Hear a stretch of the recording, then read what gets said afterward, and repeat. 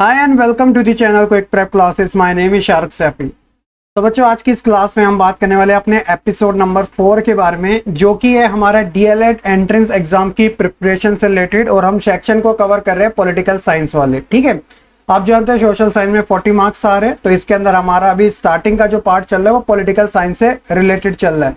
अगर आप यहाँ एक बार नजर देखोगे तो पार्लियामेंट हमने फर्स्ट एपिसोड में, Indian constitution second, right and duties third, और आज जो है हमारा स्टेट एंड यूनियन टेरिटरीज यानी कि राज्य और साथ ही केंद्र, इनके बारे में हमें कवर अप करना है। तो इस बात का आपको पता होना जरूरी है। तो वही राज्य सूची हो गया, संघ सूची हो गया, समवर्ती सूची हो गया, इन्हीं से रिलेटेड गिने चुने क्वेश्चन है। बहुत ही लिमिटेड क्वेश्चन है, लेकिन टॉपिक इंपॉर्टेंट है। एक दो क्वेश्चन इसमें से जरूर आ जाता है। तो चलिए फिर बिना किसी देरी के साथ शुरू करते हैं। चैनल पे नए हैं तो सब्सक्राइब जरूर कर देना। ठीक है, तो फर्स्ट क्वेश्चन है आज के हमारे क्लास का, वो है बच्चों संघ सूची, राज्य सूची और समवर्ती सूची का जो विस्तृत उल्लेख संविधान की किस अनुसूची में किया गया, शेड्यूल में किया गया, 6th 7th 8th या फिर 9th। अगर आप देखोगे तो बच्चों हमें स्टार्टिंग में जो प्रोवाइड कराए गए थे आर्टिकल यानी कि अनुच्छेद 395 थे, 8 शेड्यूल रखे गए थे जिन्हें 22 पार्ट्स में डिवाइड किया गया था। अगर आप इस वाले पार्ट को देखोगे, संघ सूची, राज्य सूची, समवर्ती सूची, तो इसे 7th वाली पोजीशन पे रखा गया था। कौन सी बच्चों? 7th वाले शेड्यूल में रखा गया था, माफ करना। अगर अभी प्रेजेंट टाइम में बात करें तो देखिए 97 सब्जेक्ट यूनियन लिस्ट में थे, लेकिन अब 99 कर दिए गए। उसी तरह स्टेट के अंदर, राज्य के अंदर 66 सब्जेक्ट थे, बट अब 61 कर दिए गए। और जो दोनों का मिक्सडअप है कॉन्करेंट यानी कि हमारा समवर्ती, तो उसके अंदर 47 सब्जेक्ट थे, बट अब 52 कर दिए गए। ये एज पर 2021 डेटा के अकॉर्डिंग है, तो इस बात का भी ध्यान रखना। ठीक है, अगला है कि भारतीय संविधान में तीनों सूचियों से संबंधित व्यवस्था निम्नलिखित में कहां से की गई है? यूएसए, ऑस्ट्रेलिया या कनाडा, या फिर भारत सरकार अधिनियम 1935। तो ये गवर्नमेंट एक्ट के अकॉर्डिंग की गई है, जो कि 1935 वाला था। So option number D absolutely right answer. उसके बाद है बच्चों सरकारिया आयोग संबंधित है किससे? हायर एजुकेशन से, जो रिवर डिस्प्यूट है, नदी जल विवाद, इससे, या जो शेयर घोटाला है इससे, या फिर स्टेट एंड सेंटर के जो रिलेशन है इससे। तो हमारे एक रिटायर जज थे जिनका नाम था रंजीत सरकारिया, तो इन्हीं का ही ये नाम है सरकारिया आयोग। ठीक है, कमीशन। तो ये बच्चों सेंटर और स्टेट के बीच में जो बैलेंस बना रहे, यानी इनके बीच में जो रिलेशन खराब ना हो, इसी चीज से रिलेटेड था। सो ऑप्शन नंबर डी आपका बिल्कुल राइट आंसर है। क्योंकि इंडिया के अंदर कौन सा स्ट्रक्चर फॉलो किया जाता है? फेडरल, यानी कि सेंटर गवर्नमेंट रूल करेगी, देन उसके बाद स्टेट गवर्नमेंट, और उसके बाद आप देखोगे लोकल गवर्नमेंट भी रूल करेगी, जो कि रूरल एरिया में और अर्बन एरिया में, पंचायत और नगर पालिका। सेंट्रल के पास सबसे ज्यादा पावर है। स्टेट जो है हमारे एक स्टेट नहीं है, डिफरेंट टाइप के स्टेट है। प्रेजेंट टाइम में 28 स्टेट है और 8 यूनियन टेरिटरीज है। क्लियर? तो स्टेट को जो पावर दी गई है वो सेंटर के बाद दी गई। तो सेंटर को जब हमारा कॉन्स्टिट्यूशन असेंबली थी तो अलग अलग राय दी जा रही थी, तो यही बताया जा रहा था कि केंद्र के पास ज्यादा शक्ति होना जरूरी है। तो संघवाद के अंदर, फेडरलिज्म के अंदर बच्चों ये सारी व्यवस्था को अपनाया गया था, लेकिन ज्यादा पावर सेंटर को दी गई थी। तो इसका भी पता होना चाहिए, है ना। चलिए, तो ऑप्शन नंबर डी तो इसका राइट आंसर हो जाता है। भारतीय संविधान में राज्यों की शक्ति एवं कार्य किस प्रकार से विभाजित किए गए हैं? तो 2 सूचियों में, 3 सूचियों में, 4 या 5 सूचियों में? तो बच्चों राज्यों की शक्तियों को और उनके कार्यों को जो विभाजित किया गया है वो 3 सूचियों में विभाजित किया गया है। तो इसका आपको पता होना जरूरी है।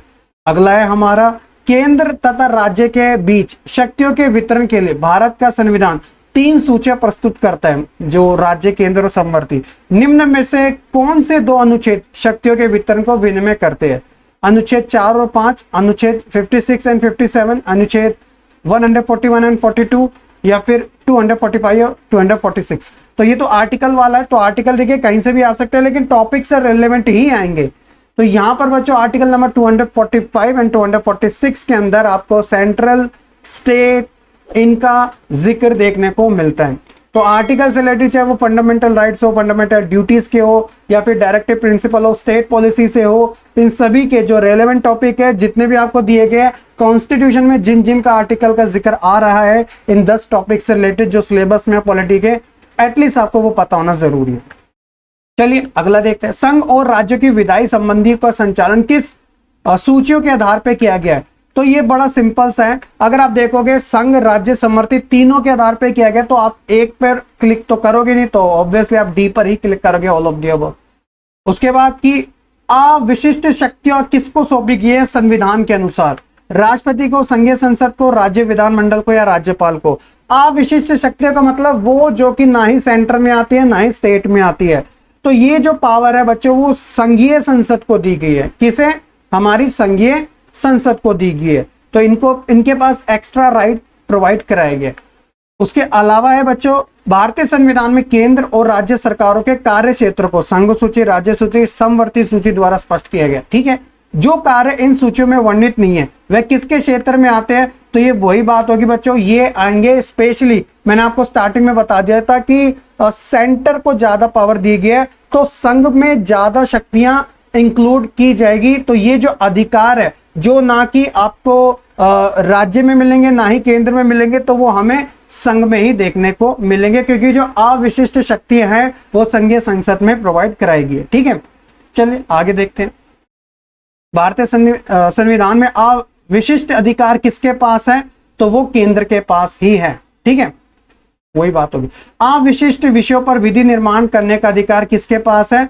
तो ये हमें संघ के पास ही ज्यादा देखने को मिलता है, क्योंकि भैया आप देख लीजिएगा यहाँ पे स्टेट के जो सीएम है वो अलग अलग है, क्योंकि 28 स्टेट है, लेकिन पीएम एक ही है, और पीएम सेंट्रल गवर्नमेंट को रन करते हैं, ये भी आप अच्छे से जानते हो। ज्यादातर पावर आपको प्रैक्टिकली जो देखने को मिलेगी वो प्रधानमंत्री में देखने को मिलेगी, तो इसलिए सेंट्रल गवर्नमेंट को ज्यादा इंपॉर्टेंस दी जाती है। इसलिए वो सभी चीजें जो कि सेंट्रल और स्टेट में नहीं आती है, तो उनका जो दर्जा है वो उन्हें संघ में ही निर्धारित किया जाता है।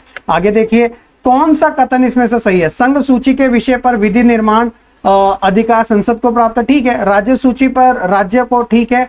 और समवर्ती में संसद और राज्य दोनों को, तीनों ही सारे सही है, तो ऑल ऑफ द अबव इसका बिल्कुल राइट आंसर होगा। किन स्थितियों में संसद राज्य सूची के विषयों पर विधि निर्माण कर सकता है?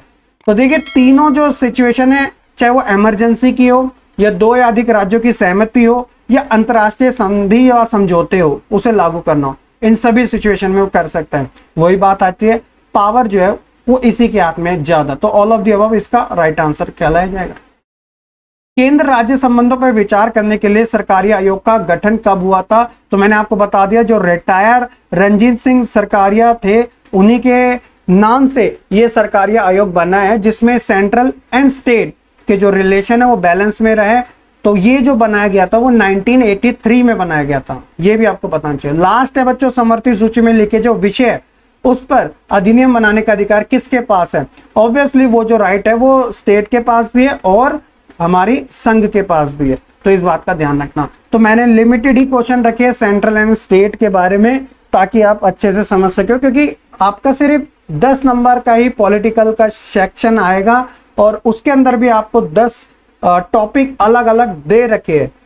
क्योंकि भैया इंडियन जो कॉन्स्टिट्यूशन है उसके अंदर वैसे सारी चीजें कवर अप हो जाती है, लेकिन अलग अलग टॉपिक आ रहे हैं, तो इसलिए डेडिकेटेड वीडियो में आपके लिए अलग अलग लेके आ रहा हूं।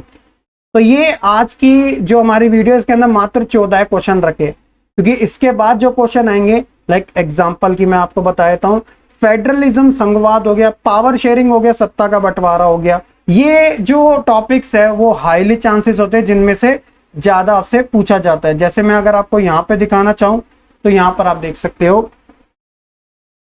तो ये देखिए स्टेट एंड यूनियन टेरिटरी हमारी कंप्लीट हो चुकी है आज। फेडरलिज्म पावर शेयरिंग वाला, क्योंकि ये 2 टॉपिक है बच्चों, ये रिलेवेंट है हालांकि, तो इसलिए इसमें से ज्यादा डेमोक्रेसी और डाइवर्सिटी और उसके चैलेंजेस हो गया। Gender, religion, caste, political party and election, सभी में आपको मल्टीपल टॉपिक्स देखने को मिलेंगे, बट वो एक दूसरे से कोरिलेट करने वाले। तो इसलिए बच्चों जो हमारा 5th से लेकर 8th तक है, इसमें ज्यादा इंपॉर्टेंट क्वेश्चन भी होंगे, क्वेश्चन भी थोड़े ज्यादा देखने को मिलेंगे, इसलिए बच्चों मैं मल्टीपल तरीके से आपको कवर अप करवाऊंगा। सो आप ये मानिएगा कि 1 से 2 दिन के अंदर हमारी पॉलिटी वाला सेशन कंप्लीट हो जाएगा। और उसके बाद फिर हमारा जो नेक्स्ट सेक्शन होगा, चाहे वो हिस्ट्री हो, जियो हो या इकोनॉमिक हो, वो हमारा कंप्लीट जल्द ही हो जाएगा। ठीक है, तो आप टेंशन मत लेना, अभी आपके पास टाइम है। तो हम जो चीजें कर रहे हैं वो एक्यूरेट तरीके से कर रहे हैं ताकि आपको आगे चल के ज्यादा प्रॉब्लम फेस ना हो। बाकी मैं आपके रेफरेंस के लिए ये जो पीडीएफ है वो टेलीग्राम ग्रुप में अपलोड कर दूंगा। होप्स हो कि आपको ये वीडियो पसंद आई होगी। लाइक कमेंट शेयर करने के साथ चैनल को सब्सक्राइब करना बिल्कुल ना भूलेगा। मिलेंगे फिर अपने एपिसोड नंबर 5 में, जिसमें बात होगी फेडरलिज्म एंड पावर शेयरिंग के बारे में।